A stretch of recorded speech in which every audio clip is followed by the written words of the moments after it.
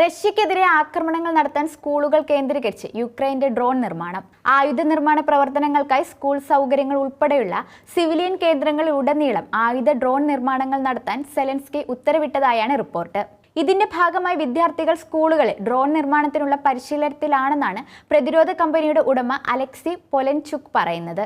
Electronic യുദ്ധോപകരണങ്ങളിൽ വൈദഗ്ധ്യമുള്ള ഒരു പ്രതിരോധ കമ്പനിയുടെ ഉടമയായ പൊലൻചുക് യുക്രൈന്റെ സൈന്യത്തിനായുള്ള ധനസമാഹരണത്തിൽ മുൻപന്തിയിലുണ്ടായിരുന്നു. എൻജിഒയുടെ യൂട്യൂബ് ചാനലിൽ അദ്ദേഹം നൽകിയ അഭിമുഖത്തിലാണ് യുക്രൈനിലെ ഞെട്ടിക്കുന്ന വിവരങ്ങൾ പുറത്തു വന്നിരിക്കുന്നത്. റഷ്യൻ ദീർഘദൂര ആക്രമണങ്ങളിൽ നിന്ന് ഡ്രോൺ നിർമ്മാണം സംരക്ഷിക്കുന്നതിനായുള്ള യുക്രൈൻ ഭരണകൂടം ഇത്തരത്തിലുള്ള പ്രവൃത്തിക്ക് മുതിർന്നതെന്ന് അലക്സി വെളിപ്പെടുത്തിയത്.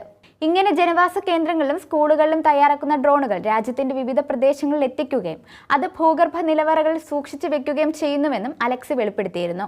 ഇനി സ്കൂളുകളിലെ പാഠ്യപദ്ധതിയിൽ ഡ്രോണുകളുടെ നിർമ്മാണ പ്രവർത്തനങ്ങൾ കൂടി ഉൾപ്പെടുത്തുമെന്നും അലക്സി സെലൻസ്കി ഭരണകൂടത്തെ പരിഹസിക്കുന്നുണ്ട്.